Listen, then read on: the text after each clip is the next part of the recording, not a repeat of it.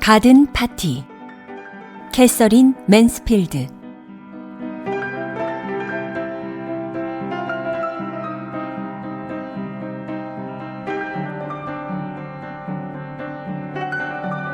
제 6장. 제 모자 용서해 주세요.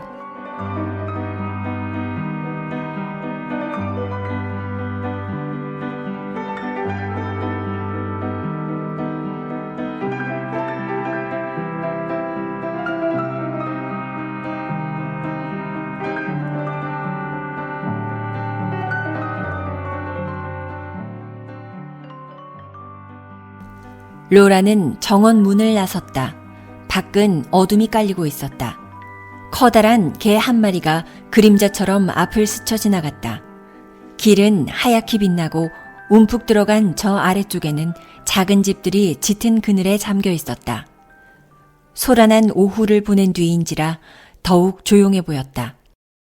지금 이 언덕을 내려가 한 남자가 죽어 누워있는 그 어떤 집으로 가고 있는데도 그녀는 도통 실감이 나지 않았다. 왜 느끼지 못할까? 그녀는 잠시 걸음을 멈추었다. 그러자 조금 전의 입맞춤, 이야기 소리, 맑은 스푼 소리, 웃음소리, 그리고 짓밟힌 풀냄새 등이 아직도 몸에 배어 있는 것 같았다. 다른 무엇을 생각할 여지가 없었다. 이상하기도 하다.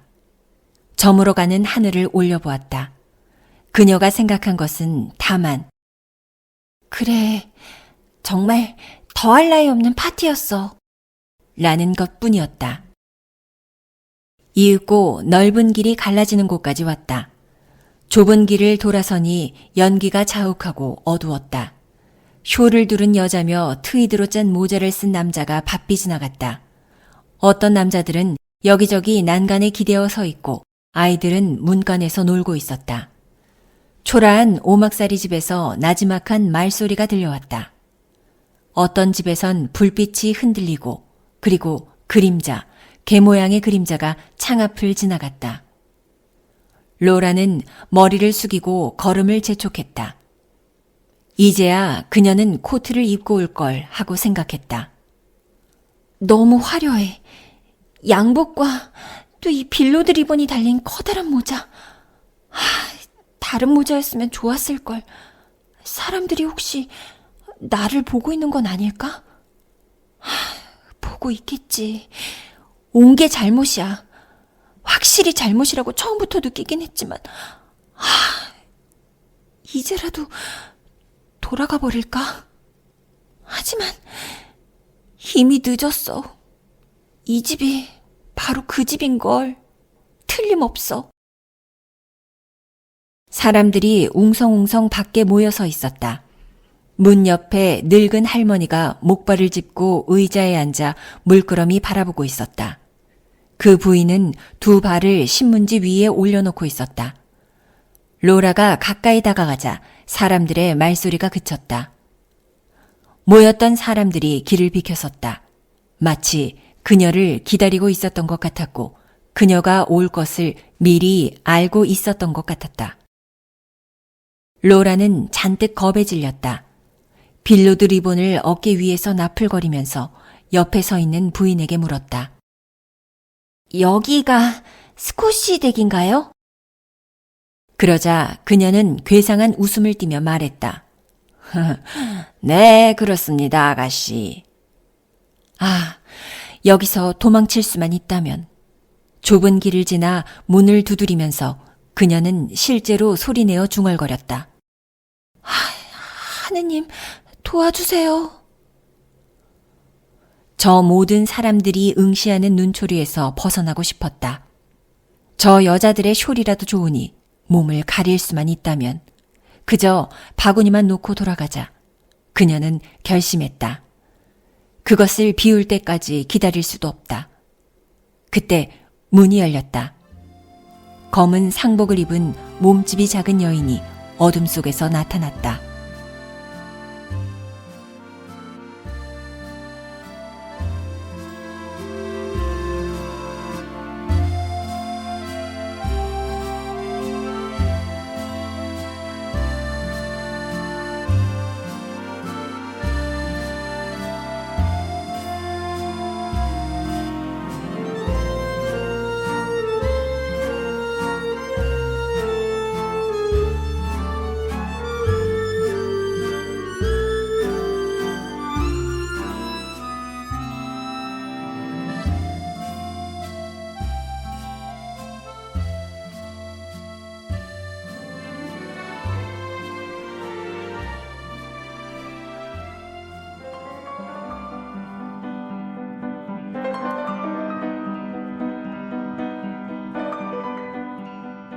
제7장 인생이란 게.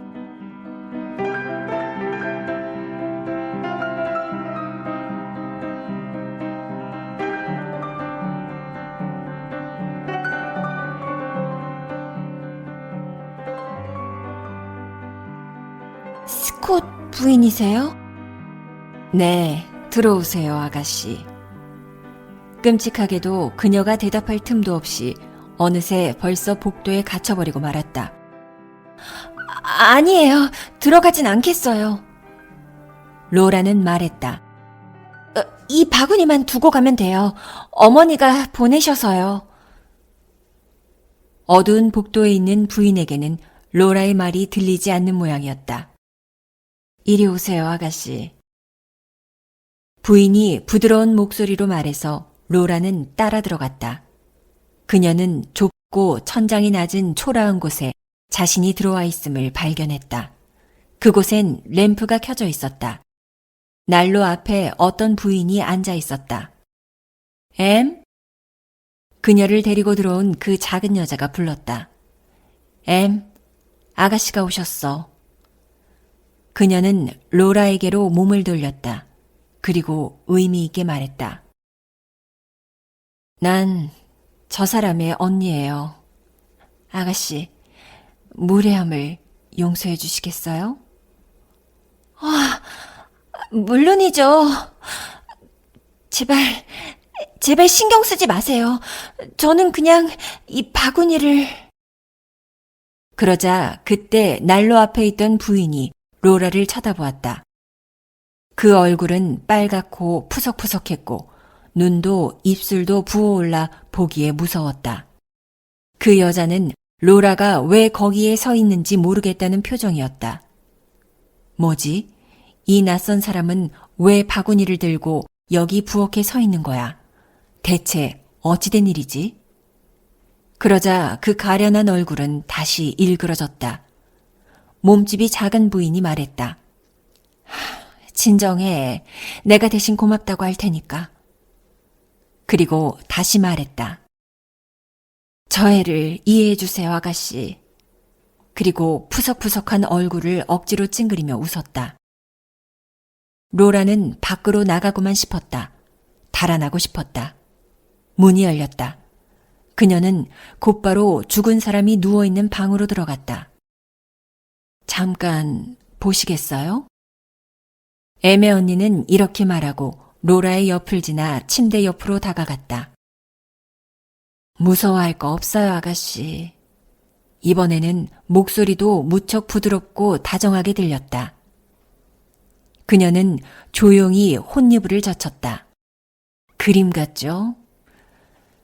보실 만한 것은 못 됩니다만. 이리 가까이 오세요. 로라는 다가갔다. 거기에는 한 젊은이가 잠들어 누워 있었다.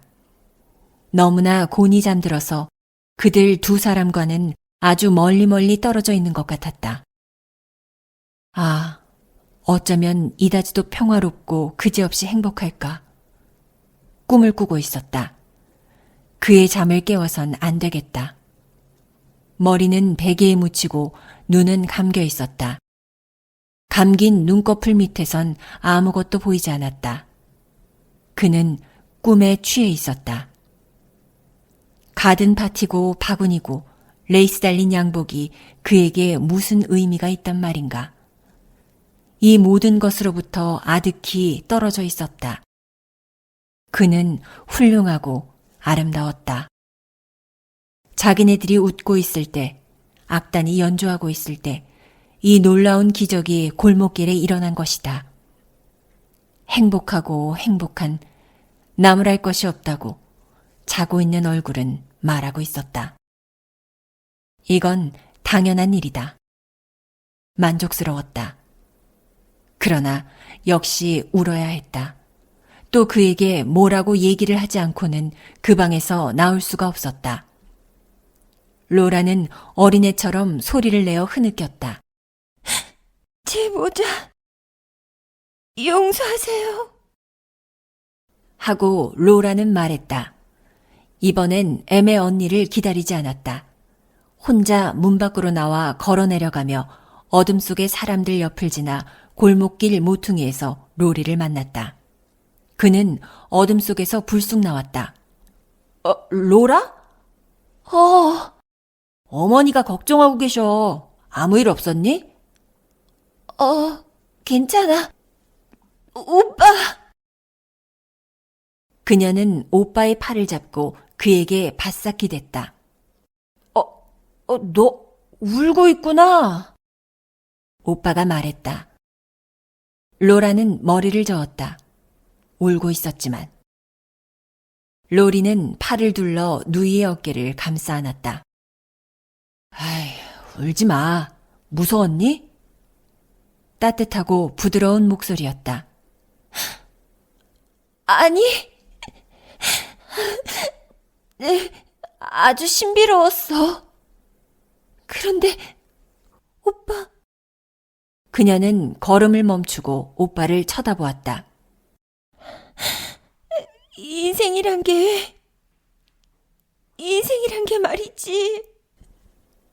그녀는 더듬었다. 그러나 인생이 무엇인지 설명할 수가 없었다. 그래도 상관없었다. 오빠는 충분히 이해했다. 그래, 그런 거야. 그렇지? 로리가 말했다.